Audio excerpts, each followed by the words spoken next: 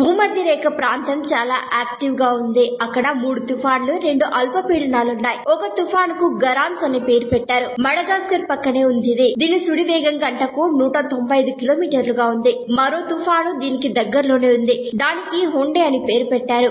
అది గంటకు 120 కిలోమీటర్ల వేగంతో తిరుగుతోంది. ఇక ఆస్ట్రేలియాకి తూర్పు వైపున మరో భారీ తుఫానుంది. దానికి ఆల్ఫ్రెడ్ అని పేరు పెట్టారు. దాని వేగం గంటకు 215 కిలోమీటర్లుగా ఉంది. దానికి దగ్గరలో ఉన్న వాయుగుండం సెరు గంటకు 85 కిలోమీటర్ల వేగంతో తిరుగుతోంది. వీటికి తోడు శ్రీలంక కింద ఒక అల్పపీడనం ఏర్పడుతోంది. ఈ పరిస్థితుల వల్ల భూమధ్య రేఖ ప్రాంతంలో భారీగా మేఘాలు పోగయ్యాయి. ఇవి క్రమంగా దక్షిణ భారతదేశం వైపు వస్తున్నాయి. వీటి ప్రభావం త్వరలో తెలుగు రాష్ట్రాలపై కూడా కనిపించేలా ఉంది. వీటి వల్ల వాతావరణంలో విపరీతమైన మార్పులు వచ్చే అవకాశాలు కనిపిస్తున్నాయి. శాటిలైట్ లైవ్ అంచనాల ప్రకారం ఏపీ తెలంగాణలో మేఘాలు వస్తూ పోతూ ఉంటాయి. ముఖ్యంగా రాయలసీమకు ఎక్కువగా మేఘాలు వస్తాయి. వర్షం కురవకపోయినా మేఘాల్లో జోరు ఎక్కువగా ఉంటుంది. పగటి వేళ ఎండవేడి కొంత తగ్గుతోంది. రాత్రి వేళ చలి పెరుగుతోంది. బంగాళాఖాతంలో గాలి వేగం గంటకు 30 కిలోమీటర్లుగా ఉంది. ఏపీలో గంటకు 15 కిలోమీటర్లుగా, తెలంగాణలో గంటకు 12 కిలోమీటర్ల వేగంతో గాలులు వీస్తున్నాయి. అయితే గాలి వేగం ఒక్కోసారి సడన్ గా పెరుగుతోంది. ప్రయాణాలు చేసేవారు గాలితో జాగ్రత్తగా ఉండాలి. 2 వీలర్లపై వెళ్లేవారు ఎక్కువ జాగ్రత్తలు తీసుకోవాలి.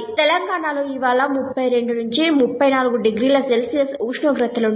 ఏపీలో 33 నుంచి 35 డిగ్రీల సెల్సియస్ ఉష్ణోగ్రతలుంటాయి. కోస్తాంధ్ర నుంచి ఉత్తరాంధ్ర వరకు వేడి వాతావరణం ఉంటుంది. రాయలసీమలో మేఘాల వల్ల కొంత ఉక్కపోత ఫీలింగ్ ఉంటుంది. తేమ 2 రాష్ట్రాల్లో 40% కంటే తక్కువ ఉంది. అందువల్ల వర్షాలు పడే అవకాశాలు లేవు. కానీ వాతావరణంలో మార్పులు వచ్చి ప్రెషర్ తగ్గితే వేడి తగ్గే అవకాశాలుంటాయి.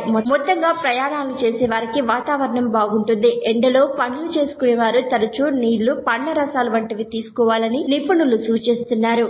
మరిన్ని ట్రెండింగ్ వీడియోల కోసం న్యూస్ 18 తెలుగు యూట్యూబ్ ఛానల్ ను సబ్స్క్రైబ్ చేసుకోండి.